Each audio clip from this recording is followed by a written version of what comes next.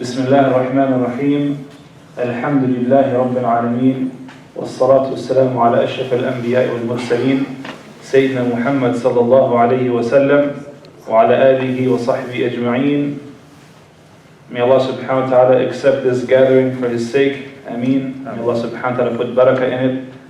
May Allah subhanahu wa ta'ala teach us that which is beneficial for us and protect us from that which will harm us. Allahumma ameen ya rabbal alameen. Has anybody here ever been to a janazah? Raise your hand.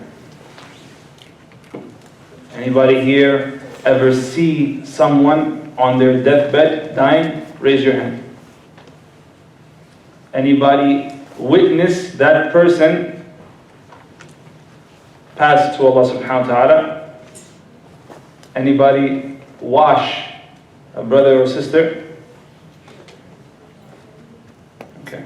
Any brother have the honor of actually burying somebody in the ground, going inside the ground, bringing him, putting him inside the hole? Alhamdulillah. May Allah subhanahu wa ta'ala accept it from you and accept from all of us. While I go through this course, I want you guys to remember something very important.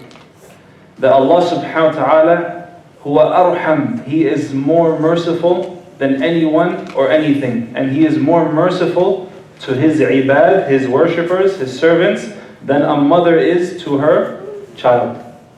And He uses certain ibadat, He uses certain acts of worship to multiply many good deeds, to the point that you would think that He's almost exaggerating. For example, what's the ajr for Salat al-Janazah, praying upon a deceased? What's the reward? Not 2 mountains, but 1 qira. 1 qira, and 1 qira is the size of Mount Uhud. And Mount Uhud, for those who Allah has blessed to see it in front of you, you can literally turn your head like this, and like this, and like this, and it's all Mount Uhud. And that's the ajr just for making Salat al-Janazah, taking 5 minutes out of your day, getting to the brother or sister's janazah, doing the janazah which takes about 5 minutes, and then Allah gives you 1 qira for that. Why? Allah is trying to emphasize the importance of being there for your brother or sister in their greatest time of need. Because we're just going to intercede for that brother or sister. Oh Allah, forgive him. Oh Allah, have mercy upon him. Oh Allah, grant him Jannah. Oh Allah, protect him from adab al-qabr, adab al-nar. And Yawm al-Qiyamah, on the day of judgment, imagine that brother or sister standing in front of you, saying, SubhanAllah, you came to my janazah to make dua for Allah, to Allah to forgive me. How much they'll be indebted towards you. Don't worry, Allah, He already gave you 1 qira for that. And inshallah another qira for those who go to the burial ground to help bury their brother or sister. Let us begin, inshallah. These points, inshallah ta'ala, are more about the talks of the janazah and not necessarily of the janazah workshop. Just to confirm, Akhi Mahdi, what's the time allocated from now until when? What's the time frame? Do you know? La, I don't want to do dhulm to anybody. 45 minutes? 45 is okay, so if it's going to be 45, then we're going to go directly to the actual washing and shrouding, doing the actions, inshallah ta'ala, of the janazah. So, who's going to be our volunteer? Who's going to be our dead person? Hamza? Who's going to hold your iPad? Okay. Oh, it's not his? We should talk about giving back what doesn't belong to you during the janazah too. For now, stand there, mashallah, look handsome. Allah barik feek. And before we begin, many of times when we're doing a janazah workshop, you find that the brothers or sisters, they start with the body where? Usually when you see a janazah workshop, go to a janazah workshop, watch a janazah workshop, where does the body usually start? Where is it? The home. On the table, right? But is it that easy in this world when the janazah comes, the body's on the table ready for you, mashallah, you can start doing the ghusl? No. It's very, I don't want to say complicated, but there's more steps involved in that. So, what we're going to do, we're going to ask Hamza, go to the middle of the room right there. Yes? It might sound kind of funny, but I need you to drop dead. Okay? And may Allah subhanahu wa ta'ala give him a good life upon Islam, and a good death upon Iman, Allahumma ameen, and make him a reason for his parents to elevate themselves in Jannah, and a reason for them to be honored and pleased in the Day of Judgment, Allahumma ameen ya Rabbal Alameen. I know this may be hard for some of you guys to see a young, beloved, handsome brother pass away, but how many janazahs do we do every single day of a 1-year-old, 5-year-old, 10-year-old, 20-year-old, 30-year-old? When Malik al-Maut comes to take the soul, he's only answering the call of Allah subhanahu wa ta'ala. He's not doing nothing more than that. Allah told him do it, and he does it. And he does it every single second, multiple times in a second. People are dying every single day, every single second. Okay. So how do we start? How do we actually get Hamza, who passed away in, usually where does a person pass away? Usually? Hospital. Yes? How do we get Hamza from the hospital to the wash table? Well, of course, there's different ways or different things that are involved, but first we're going to start with putting him inside of a body bag. Why is it important that I'm teaching you how to do this? Because if Allah decreed for one of your loved ones to pass away, you don't need the nurses to do anything. Islamically speaking and legally speaking, you can do everything on your own. And who's going to take care of your loved one more than you? Who's going to be more compassionate to your loved one more than you? Who's going to know what type of aches or pains or bed sores they had more than you? So I'm going to show you guys how to handle the deceased. And why is it important to know how to handle the deceased? Because Rasulullah ﷺ, he said, كَسْرَ عَظَامَ الْمَيِّتِ كَكَسْرُهُ حَيٍّ, that breaking the bone of a dead person is like breaking it if they're alive. What does that mean? That means treat the body as though it is not dead. Treat it as though he's sleeping. And this is inshallah going to be our mu'amala, our dealing with our brother Hamza. Hamza, usually dead people are not looking around.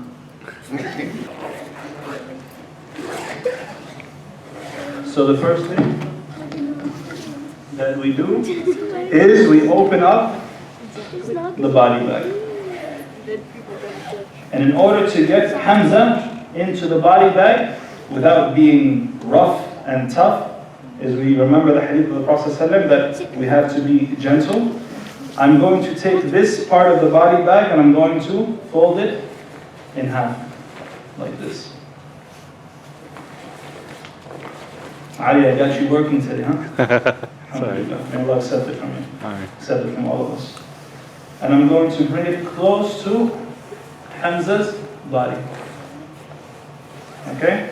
And then I'm going to turn Hamza, and I want you brothers and sisters to know that whenever you're turning a brother or sister, the best thing to do is feet first.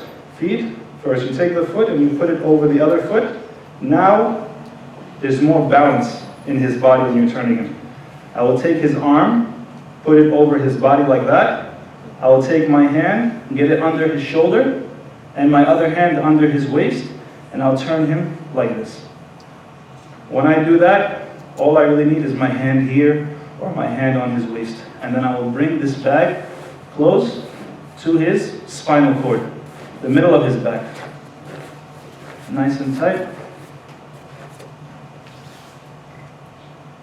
And then I will slowly, inshallah ta'ala, place him down, and I will watch his limbs to make sure they don't drop hard on the table or hard on the bed or hard on the stretcher. I'll put it down. Put his legs, one, feet first, going over again, his arm over again, and then I'll go to the other side. Turn him. And all I have to do is just gently pull this out like that.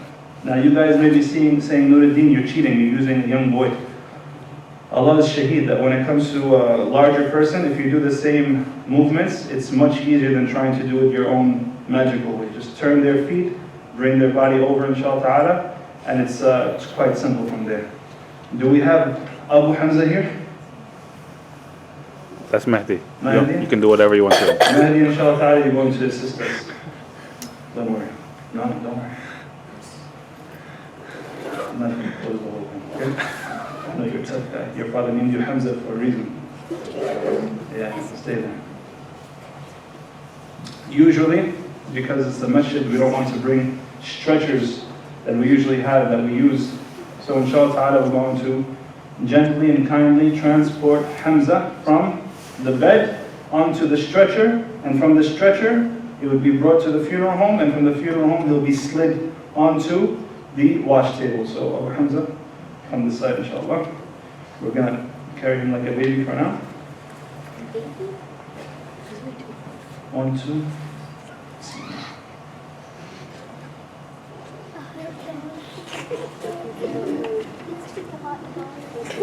And no one will know, subhanAllah, how sad Abu Hamza is feeling right now except for him and Allah subhanahu wa ta'ala and maybe Hamza.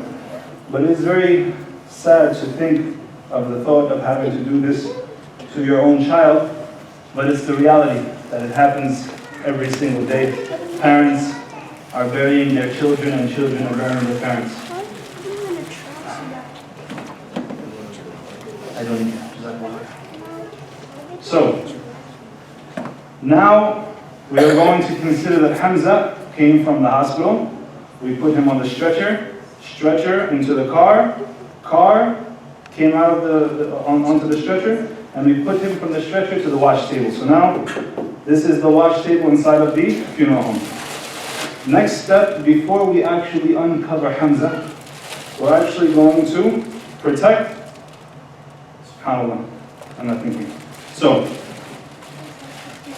number one, when somebody passes away, what is the sunnah? What is the sunnah to do when someone actually dies? With their body. What do you do with their body? The cheat sheet is here. Close their eyes. Why is that? Anybody remember a little bit from the talk yesterday with Ustad John Starling, Shaykhuna? What about the soul? Rasulullah said, when the soul escapes, the eyesight follows. That's why if any of you brothers or sisters watch that YouTube video of the Shaykh al-Masri, the Shaykh, the Egyptian Shaykh, who is giving a khutbah or a speech on his chair. He's giving the khutbah. You just look it up on YouTube. He has his microphone. And as he's giving the khutbah, Malik al-Maut is going to work on him. And as he's going to work on the Shaykh, what's happening to the Shaykh? He starts to doze off, going. But if you look carefully in the video, look at his eyes. Where's his eyes looking? Are they looking to where he's about to fall? No. He's looking to something more concerning than where his body's going to fall. Because at that point, he doesn't care about his body anymore. At that point, he's looking up. He's following his soul. His eyesight is following his soul. Usually, naturally, if I tie your arms behind your back and I push you, you're going to look at the place of contact, and you're going to say, or impact, and you're going to say, how am I going to lessen the pain? How am I going to save myself? But if you don't care about your body, as the Shaykh was, his eyes were focusing on something more important, and that was his soul and the traveling of his soul, where it was going. So first you close the eyes. And what's the hikmah of closing the eyes? Number one is the sunnah. And the sunnah is our flag that we have to follow to get to Jannah. Not only is it because of the sunnah, some of the hikam or the wisdoms behind it is that for those in the medical field, you know something called rigor mortis, where the body starts to tense up, the muscles will start to tense up. Your eyelids, which you open and close, they're muscles. So if the eyelids stay open and rigor mortis kicks in, your eyelids will stay open. And guess what? It's not as easy as you think to close it. You can sit there for hours. You can sit there with warm water, Vaseline, rice bags, doing all this type of stuff. This is why following something so small, a sunnah of Rasulullah, which seems so small, it can actually protect you from so much trouble. His eyes will be closed. The one who's washing, even me, I've been washing by Allah's permission over thousands of bodies. It's still very uncomfortable for me to see a deceased with his eyes open. No matter how many bodies I wash, it's not a pleasant sight.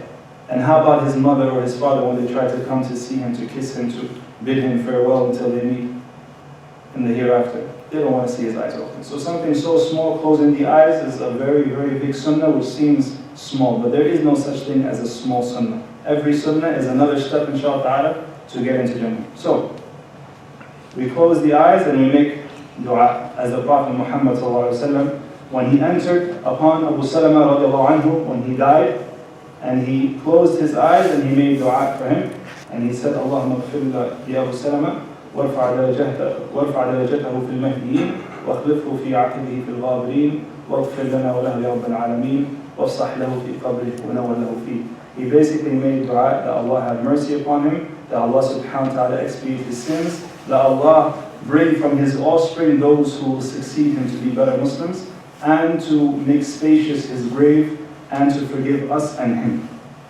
So this is what we do. And another reason why we make dua is because the Prophet ﷺ, he said, around you're sick and you're dying, in another narration, around you're dead, make dua, for the angels are present and they say Ameen to what you say. So this is from the Sunnah, when you're around a sick, dying, or a person who just died, there are angels present. So make dua, because the angels will say Ameen to what you say. The second thing is to cover the body. Why is it important to cover the body, the entire body? Why is it important? Awra, not just necessarily awra, we're talking about the whole body. Why is it important to cover the entire body? As the Prophet ﷺ, he himself was covered by Umm Aisha radiallahu anha, when she covered his entire body when he passed away. What's the importance of it? What do you think? So his body doesn't rot. This is one good reason, but there's something more important. You see, even if the person who died was a newlywed, and they're all looking good and handsome, or she's looking fine and beautiful and so on and so forth, how many of us here have had a bad hair day? Let people raise their hands. How many people here have had a bad dress day, or a bad look day, or a bad something day? We've all had that, yes? But for the deceased,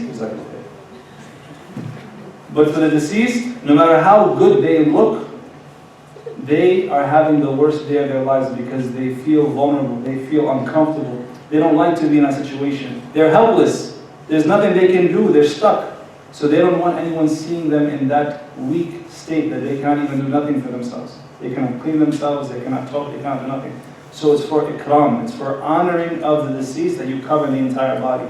Which, subhanAllah, you find that this is khalif of a lot of customs, whether it be from the Arab or from the Indo-Pak area, that they actually leave the body open for people to come and to view and to go around, almost like they're making tawaf. And this is actually not from the Sunnah of the Prophet Muhammad ﷺ.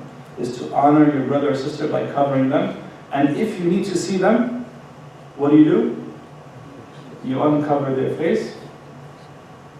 As Abu Bakr he walked in, he saw the Prophet Muhammad ﷺ lying there, and he kissed his head and he made dua for him. And then you cover again.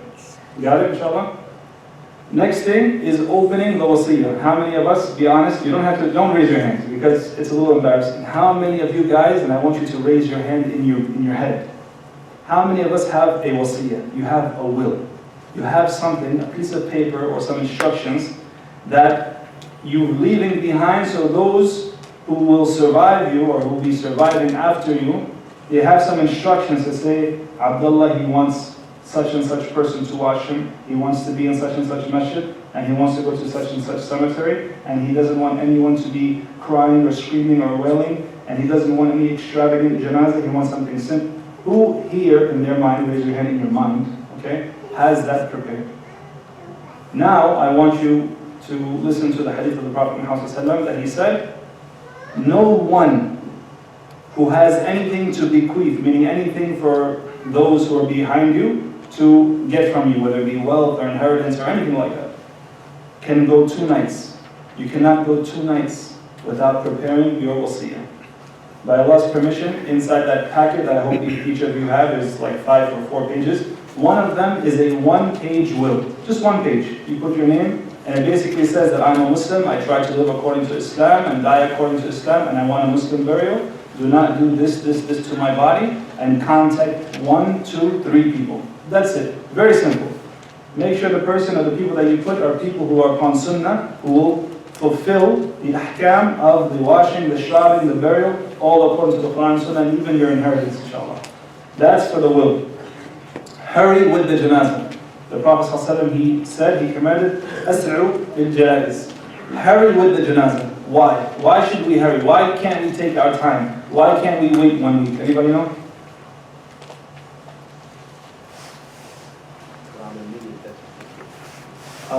This is a very famous qawl, ikram al-miyat dafnu, that the qawl itself is accurate. Yes, this is true, this is sahih. It's actually not authentically attributed to the Prophet ﷺ. I'm not saying that to put you down, I'm just saying that so you know for your own knowledge, inshallah ta'ala. This is something in our adat, we say it all the time, ikram al-miyat dafnu, walakin mish qawl min Rasulullah ﷺ is actually from our adat. But still it's right, but we don't say that Rasulullah ﷺ said this. But the reason why we hurry with the janazah is because in the same hadith, the Prophet Muhammad ﷺ, he says, for if it is a righteous soul, if it is a good soul, if it is a pious soul, you bringing him closer to his goodness, Jannah, and the rewards in the barzakh, quicker. He doesn't want this dunya. This dunya is full of garbage and disease and killing and murdering and raping and all of this nonsense. Bring him closer to his reward that Allah has prepared for him, even in hayat al-barzakh. And if it is other than that, the Prophet says, and if it is other than that, meaning he's not righteous, he is evil, then you are removing this evil off of your next sunnah. And for those of you who have ever experienced someone who is evil in the community or in the society or in the state or in the country, that no matter if they are dead, if they are not buried, there's still worry and anxiety until you put them in the ground and they're covered. That story is put to rest. And this is from the Sunnah of the Prophet Muhammad. And you should pay off all of the brothers or sisters' debts very quickly. 2 reasons. Not Yawm al-Qiyamah. Not Yawm al-Qiyamah. Before Yawm al-Qiyamah. 2 reasons why we should pay off our debts. Anybody can give me one? Yes.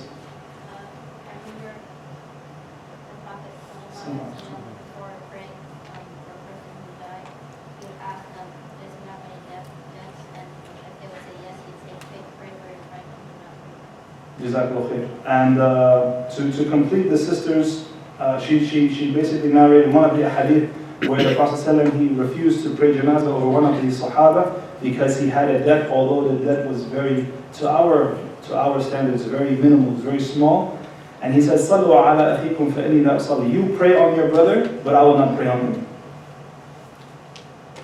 In 2 circumstances, one of them, the Prophet Muhammad ﷺ, he called the family. He said, "Who is the family of this person?" Nobody answered. He said, "Who is the family of this person?" No one answered. He said it the 3rd time, and then someone came. And he said, "What took you so long to respond to me when I'm only calling you to that which is good for you?" He said, "I am the family of him, Ya Rasulullah." He said, "Your loved one, his ruh, is being held back from the barakah that Allah has prepared for him because of his debt."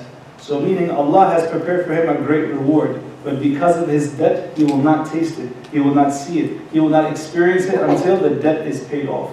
The ulama say even for mujahid, if there is a shaheed who dies for the sake of Allah subhanahu wa ta'ala, giving up his life and his wealth, but he owes something to someone that he did not intend to pay back. This is a very big condition. That he did not intend to pay back, that he too will also not receive the blessings until that debt is paid off. In another hadith is when the Prophet Muhammad ﷺ, he said, "I will not pray upon this deceased. You pray upon your companion." And then one companion, I want you guys to pay attention to this story very well. If you have to close your eyes, you close your eyes. Just pay attention to the story. Rasulullah ﷺ is about to pray janazah over your companion, and you're living at the time of the Prophet Muhammad ﷺ. I want you to visualize this. And he says, "I'm not going to pray on him." Why? Because he owes 2 dirham. 2 dirham. It's nothing. If you want to say $2 just to make yourself feel good, say $2. So one of the Sahaba is Abu Qatada. I want you to think that you are Abu Qatada. Put yourself in Abu Qatada's shoes. And you say, "Ya Rasulullah, I will pay his debt. I will take care of that." And the Prophet ﷺ, he then asked Abu Qatada, "Will you indeed pay it?" He said, "Na'am." Yes. Then the Prophet ﷺ, he goes, Allahu Akbar. So now because of Abu Qatada, the Prophet ﷺ, he made janazah upon the deceased. Will Allah forgive him? Yes. The Prophet ﷺ's dua is accepted. A little later, the Prophet Muhammad ﷺ, he sees Abu Qatada. He sees you. And he says, Assalamu alaikum, wa alaikum salam. Did you pay your brother's debt? And Abu Qatada, or you say, Ya Rasulullah, it was just a little while ago. What's the Prophet Muhammad ﷺ's response to that? Nothing. He leaves you. He leaves you. He doesn't advise you. He doesn't admonish you. He doesn't tell you. He just leaves you. How will you feel? How bad and guilty will you feel? What will you do? What's the first thing you're going to do? You're going to go rush to pay off that debt. So you go rush, you pay off that debt, and you see the Prophet ﷺ another day. And the Prophet Muhammad ﷺ gives you salam, and you reply to the salam, and he asks, did you pay off your brother's debt? And you say, yes, Ya Rasulullah. And the Prophet Muhammad ﷺ's response is, Al-an baradat jildahu. Now his skin has been cooled. What does that mean? He was being what? Tortured. Punished. He was being punished for a debt, a small debt that he had. So please, brothers and sisters, please pay off your debts before, inshallah ta'ala, the janazah. Just a general point, inshallah ta'ala, is to loosen the joints. Sometimes the person may pass away in a very abnormal condition, their arms, their body, their head, their legs. So you just put everything, inshallah ta'ala, normal, hands to the side, feet straight, hopefully not on top of each other, inshallah. And you loosen the joints and you try to make sure that the mouth stays closed. If you have to tie something around the head, like a little piece of cloth from the bottom of the mouth, and you tie it on the top of the head, you keep it like that. Because we mentioned that rigor mortis, when the body becomes tense and rough and stiff, it will happen, and if the mouth is open and the muscles kick in, they become, they stick at that point, and his mouth will be very difficult to close. But if his mouth stays closed, it'll be difficult for it to open. Khayr, inshallah. Next point. Bismillah. So now we're going to just consider a few things, inshallah. We talked about lifting the deceased. We talked about ikram al-miyyat, how to be respectful to them, and so on and so forth. Now, inshallah, we're going to talk about how to get him out of the bag, inshallah. How do we get him or her out of the bag? Number one is that we cover the awrah. Now, some of you guys may be saying, wait. Where's the shroud? Where's the white piece of shroud that you put over the brother or sister to cover the awrah? That tariq, that way, is a very old school way of doing things. And the problem with that is that as soon as it gets wet, what happens? You see everything. There's no point of the thing being there. You might as well not even have it there. It becomes annoying to even clean. So by having something like this bag that you can move back and forth, that water can slide off of it, and that it will not show your brother or sister's private parts, and that you can dispose of it after, this is inshallah one of the best ways to preserve your brother or sister's awrah. So what's the awrah of the brother? What's the awrah? Yes. From the belly button to the knees. That shows you guys that you're sleeping, because even the dead, they're talking. Okay, so we cover it first, then we unbag, or we unzip. Because what happens when the body comes from the hospital, it may be inside of their gowns, right? And the gown may be a little uncovered, maybe like this, maybe like that. So this way you preserve your brother or sister's privates by always keeping their awrah covered at all times, inshallah. Time does not permit, but if the person passes away at home, let's say part of a hospice care, a nursing home, so on and so forth, there are very simple ways to remove the clothing of a deceased brother or sister without being too complicated, inshallah. So what are we going to do? I'm going to take Hamza to get him out of the body bag, and I'm going to turn him the same way that I did before, but this time the other way. So I'm going to turn him this way, and I'm going to take everything, bring it back.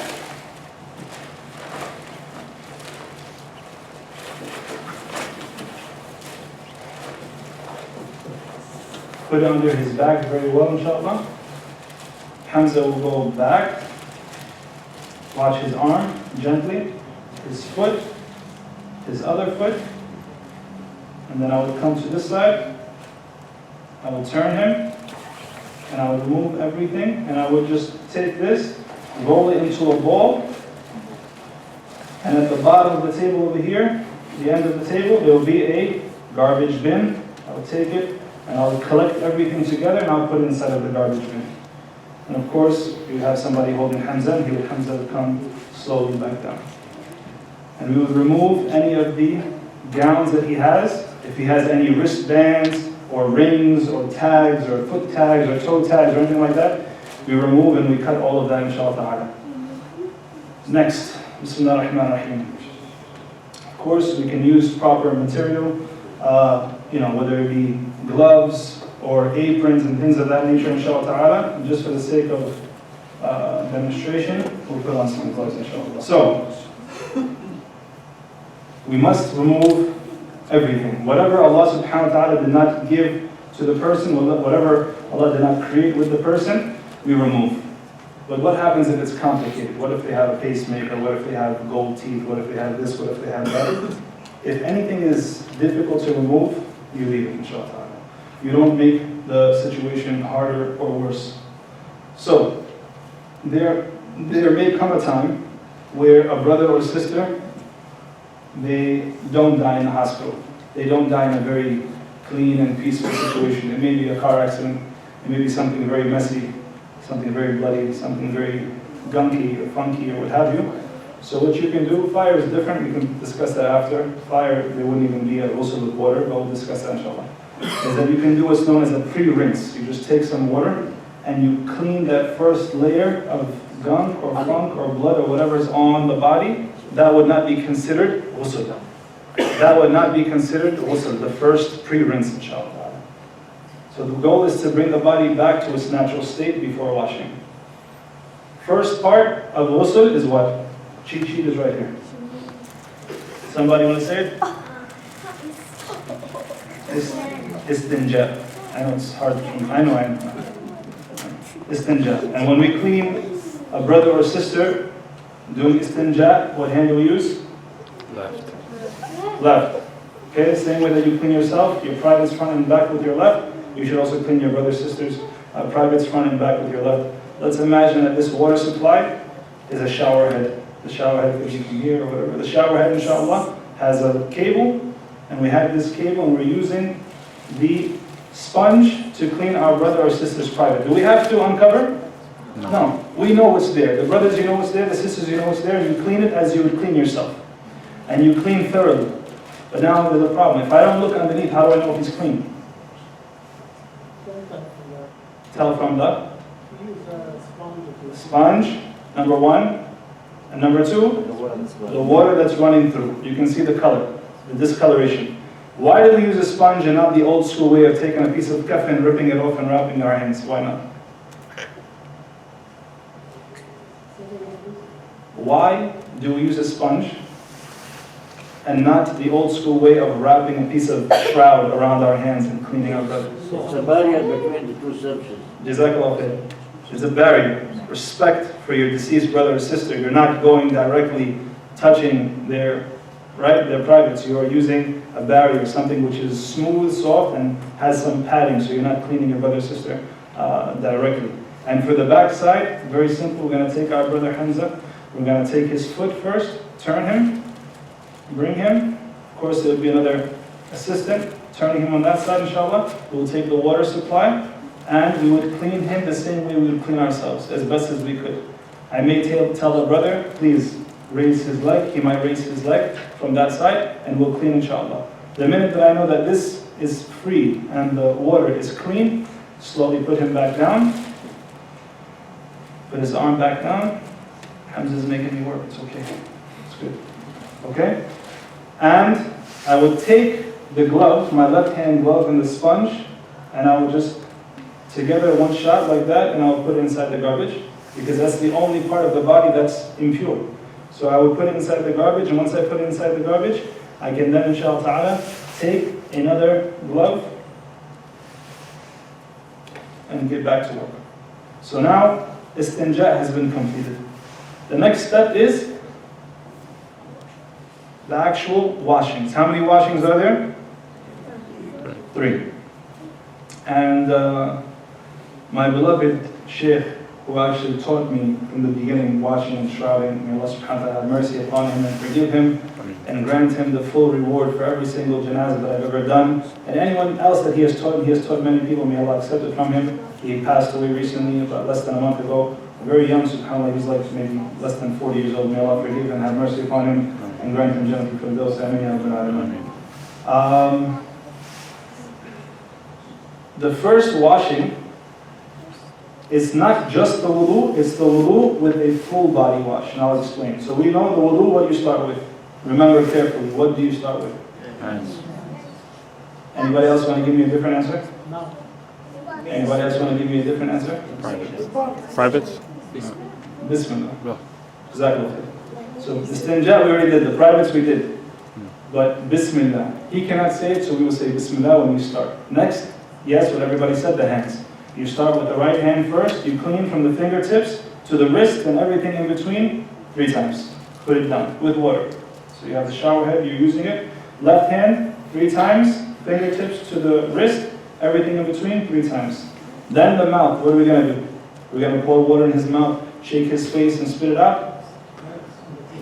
No. So we're going to clean whatever is apparent, whatever is in front of us that we can reach easily, we clean. Sometimes that means just using your glove. Use your right hand glove, your clean glove. You should both have 2 clean gloves now. And you would clean his mouth, 1, 2, 3.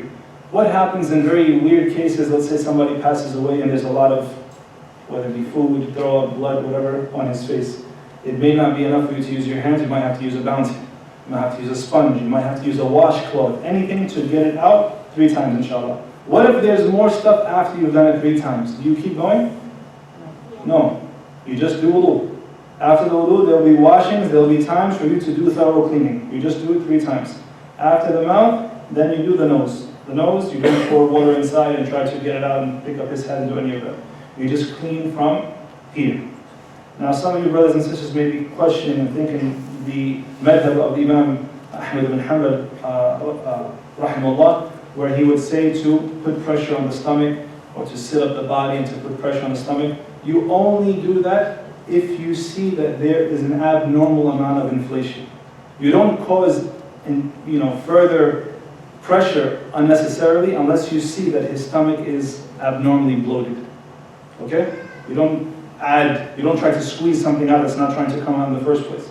Only if you see that there's pressure, which Hamza right now is putting some pressure, mashallah, you would put some pressure, you would massage the stomach, and sometimes you might have to get under the shoulders and pick up and put pressure. That's a possibility, but you only do that if you see a need for it. If you see the stomach is abnormally enlarged or bloated. So the wudu, hands, mouth, nose. For the face, we get the brother to pour some water in our hands and we would wipe his face from the tip of his head to his chin, ear to ear. 3 times. Everything in between. 3 times. Face, then the arms. Right arm first, depending which method you follow, whether you're starting back from the fingertips or you're going from the wrist down to the elbows. You clean that 3 times, inshallah ta'ala. The left arm, 3 times, inshallah. Then the hair, you take some water, you wet it, you run through the head, and you run back over. Make sense? Once you do that, make sure you rinse your hands immediately because the deceased, the dead, their hair follicles, they fall out a lot quicker. So just make sure that your hands are clean immediately after you wipe their head. After you clean your hands, you clean the brother or sister's ears the same way that you clean yours. Fingertips inside, all the way around, and the thumb in the back. You can do the same thing for your brother or for your sister. You clean your hands, you get the water supply. Right foot, 3 times, cleaning everything. His toes, in between his toes, his ankle, his heel, everything 3 times. Right foot, left foot. The next would be to actually use water to clean his entire body. How do we clean the body? There's many different ways, but if you are in the Janazah field, and that's what you do for a living day in, day out, one of the quickest ways to do the washing, as they do in Masjid Nabawi and Haram, Allah subhanahu wa ta'ala allowed me to not only go there, alhamdulillah, may Allah allow me to go there again, is that to actually do washings there. So the brothers, to make it very quick, they will turn the brother on his side. And when they turn the brother on his side, or the sisters will turn the sisters on his side, right now, I have full access to his whole right side of his body. I don't have to wash the front and then turn him and wash the back. Like this, if I want to clean his whole face, I can clean his face, and then I can clean his right side, front, and up to the middle of his back. That's it, to his spine. And you clean everything, and you go underneath, and you clean everything. Okay? And then you slowly put the brother down. That would be the right side, just with water. And you do the same thing for the left side. You guys got it? The second ghusl, what is it with? Ghusl with what? Water and any type of detergent. At the time of the Prophet ﷺ, they used to use something called a sidr. Sidr it's a plant from a lotus tree. They would pound it until it becomes almost like a powder. And that powder, you put it inside of a bucket. You put it inside of a bucket, and you use the pressure of the water coming down to beat or to whisk the sidr to become very foamy. And you take that foam and you just cover the entire body, or you can use that to wash the entire body. But we've used sidr many times, and it doesn't come fresh all the time from whether it be Saudi or here or there. So you can use any type of soap, any type of detergent to clean the brother or sister's body. For those who are time sensitive, when you're doing ghusl, you have to finish before dhuhr, you have to finish before asr, whatever. Do not take the soap and put it on the brother's body. It'll take a very long time to rub off. What you do is you make a mixture.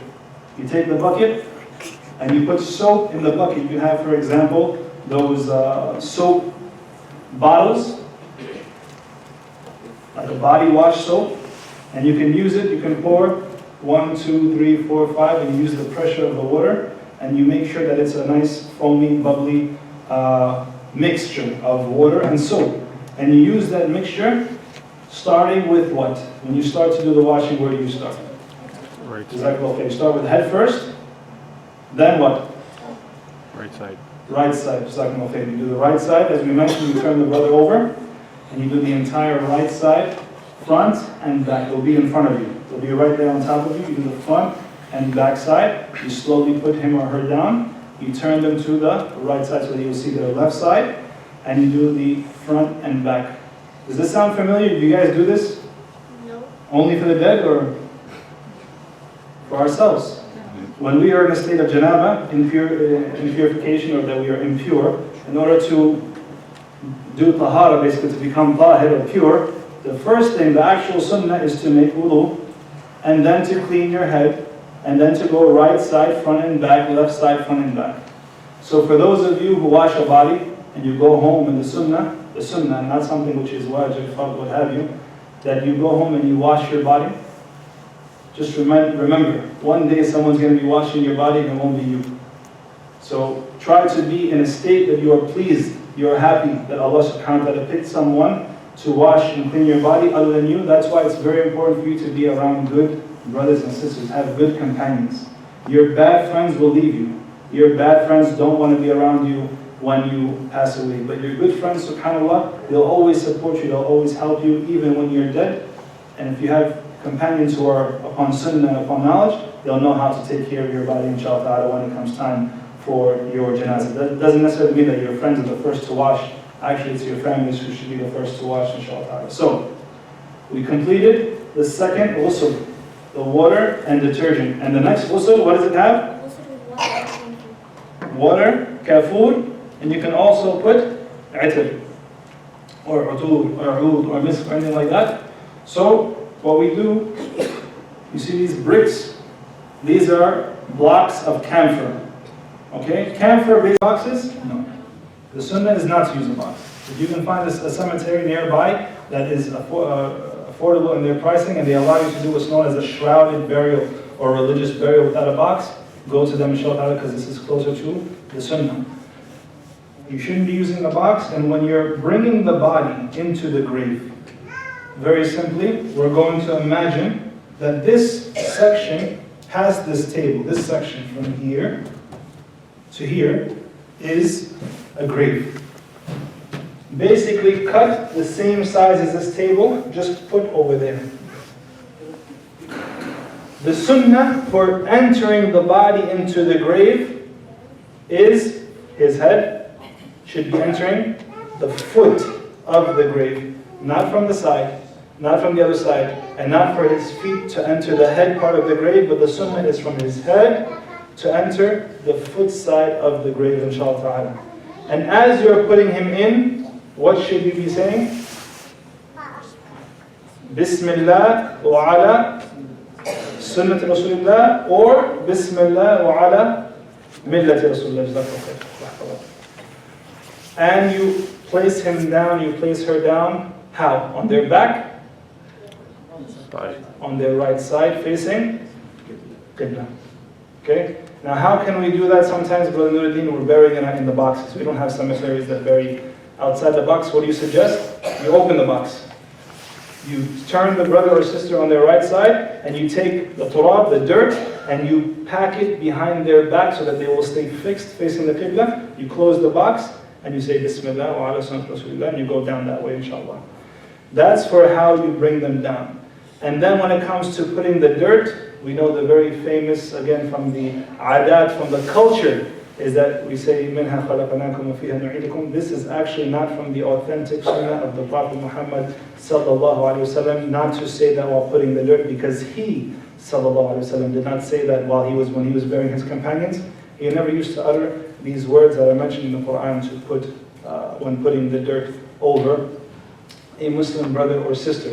Now what we should be doing is that we should be, each person grab how many handfuls? 3 handfuls of dirt, and where should they be placing it? Not only into the grave, but because the brother or sister is not being placed inside of a laht. Who knows what a laht is? Niche. A laht is the niche. A laht is a portion of the grave that is dug in. I hope you guys know what a laht is. If not, inshallah ta'ala, you can go home and look into what a laht or the niche of the grave is, which basically puts a brother or sister in a special compartment in the grave, and they close that compartment so that when you put dirt, it doesn't touch the brother or sister directly. So when you guys are putting a box into the ground and you're putting dirt, the actual etiquette is not to put dirt right onto the box. You should fill the gaps so that the box and the dirt will basically be leveled, and then you start to put some dirt. Then when you put some dirt and you want the guy to finish with the backhoe or whatever, then he can go ahead and finish with the backhoe, inshallah. But of course, if you have enough brothers, you have enough help. The Prophet Muhammad, he said, for the one, and this is something that I forgot to mention, مَنْ غَسَّلَ أَخِي الْمُسْلِمِ, whoever washes his Muslim brother, and he hides or he conceals anything negative that he sees or that he smells, غَفَرَ اللَّهُ لَهُ 40 مَرَّةً, Allah will forgive them 40 times. Shaykh Al-Bani rahimahullah wa Imam Al-Dhahabi rahimahullah, they said that these 40 sins are 40 kabair. 40 major sins according to Imam Al-Dhahabi or Shaykh Al-Bani rahimahullah. May Allah have mercy upon both of them.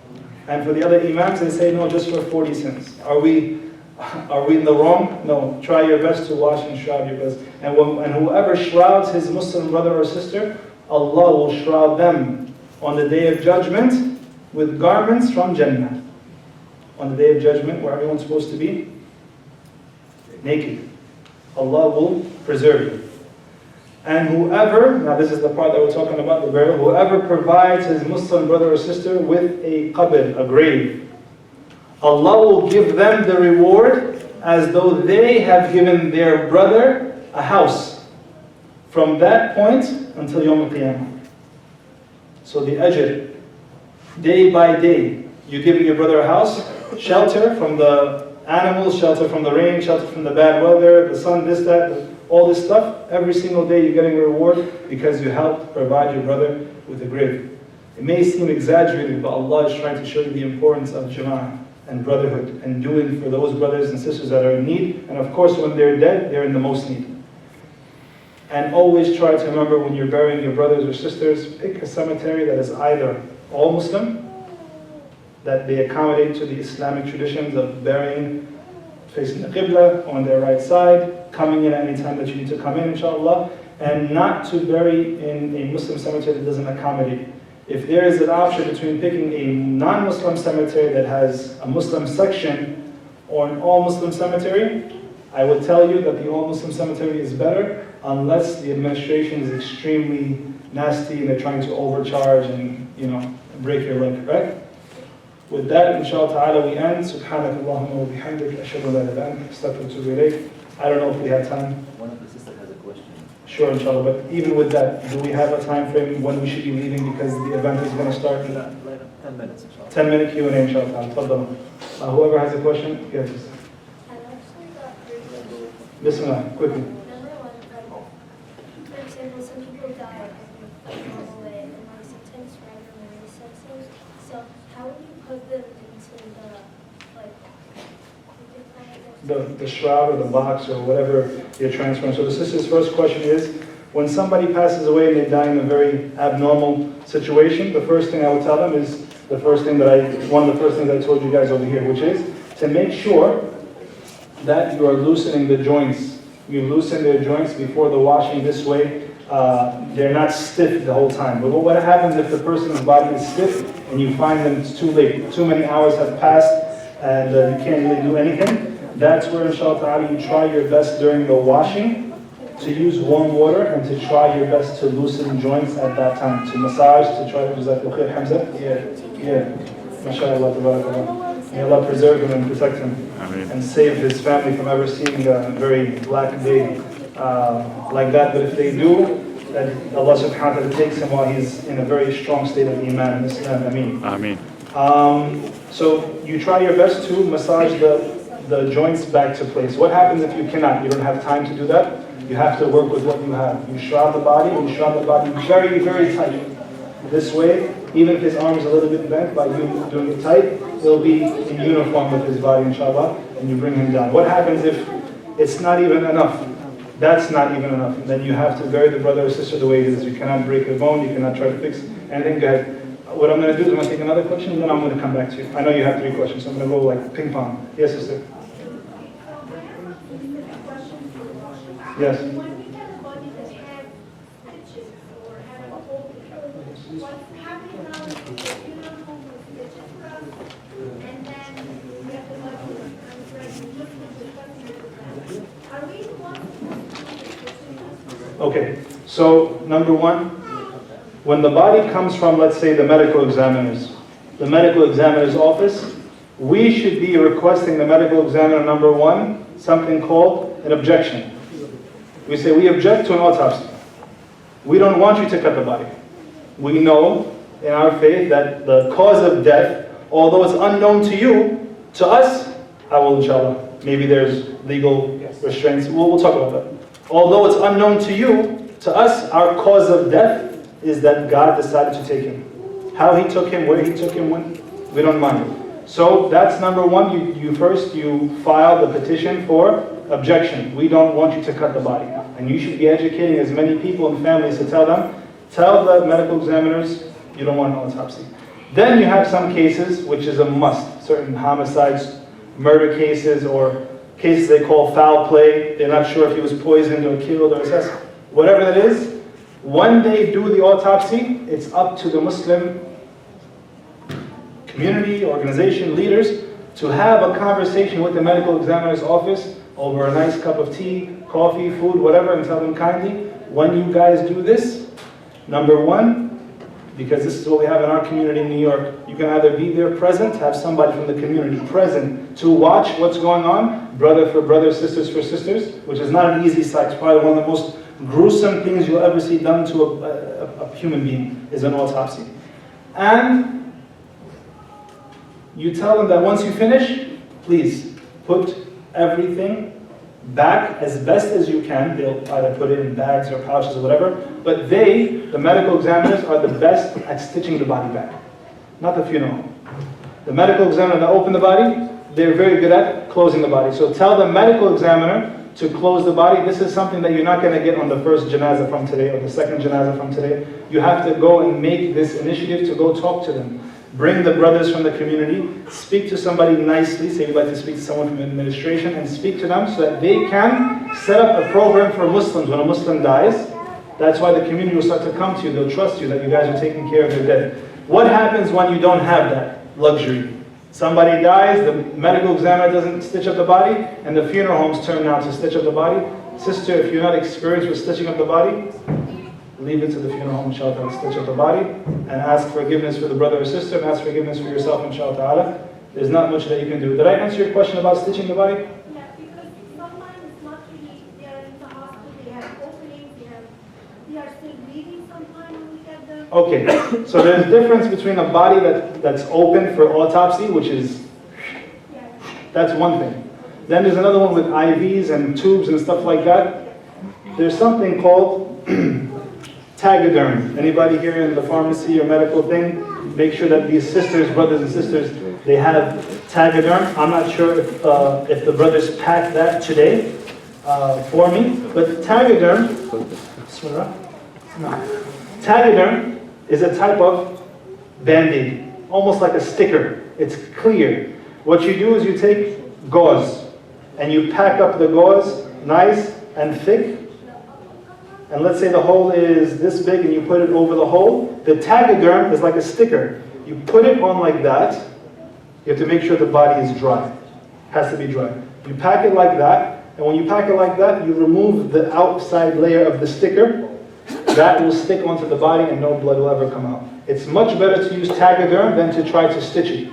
They say, oh, but you shouldn't have stickers and stuff on the body. That's not true. You're preventing more harm. Okay, inshallah? Along those lines, though, we use like a sealant instead of Sealant is good if it's extremely small hole that you can pinch together, and the sealant will keep the body closed for a long period of time. But I've seen brothers and sisters that have used sealant regret it.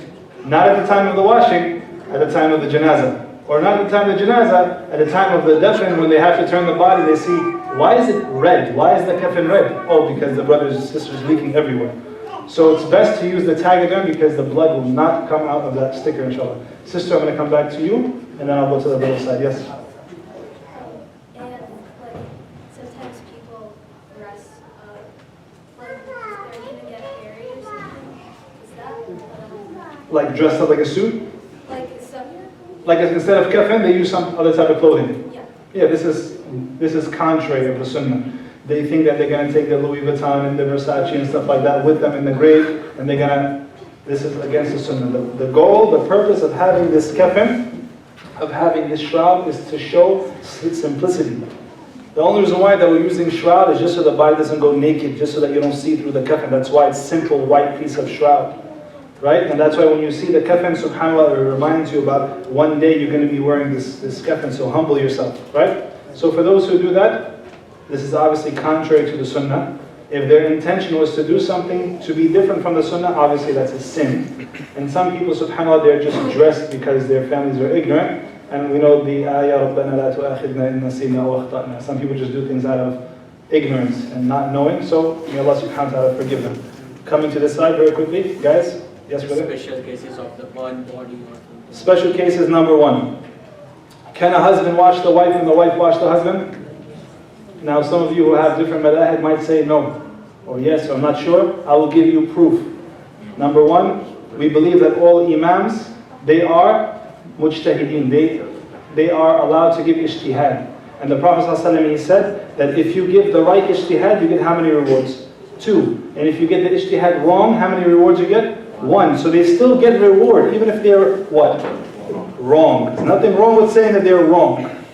But we know that Abu Bakr, radiallahu anhu, he was washed by whom? His wife Asma, radiallahu anha. Hey, hey. And Fatima, radiallahu anha, was washed by whom? Ali, radiallahu anhuma. Could we say that they are wrong? This is the sunnah of who? Al-Khulafa al-Rashideen al-Mahdiyin. Nothing to talk about. Got it? So can the spouse wash the husband and so on? So yes, they can, inshallah ta'ala. And we say that in this one thing, we can say Imam Abu Hanifa, he got 1 reward. He didn't get 2 rewards. Make sense? That's to the side. Should we close with this? Yes? Barakallahu feekum. Assalamu alaikum wa rahmatullahi wa barakatuh. Any other questions? Islamic coordinator at gmail.com, inshallah. Islamic coordinator@gmail.com. Barakallahu feekum.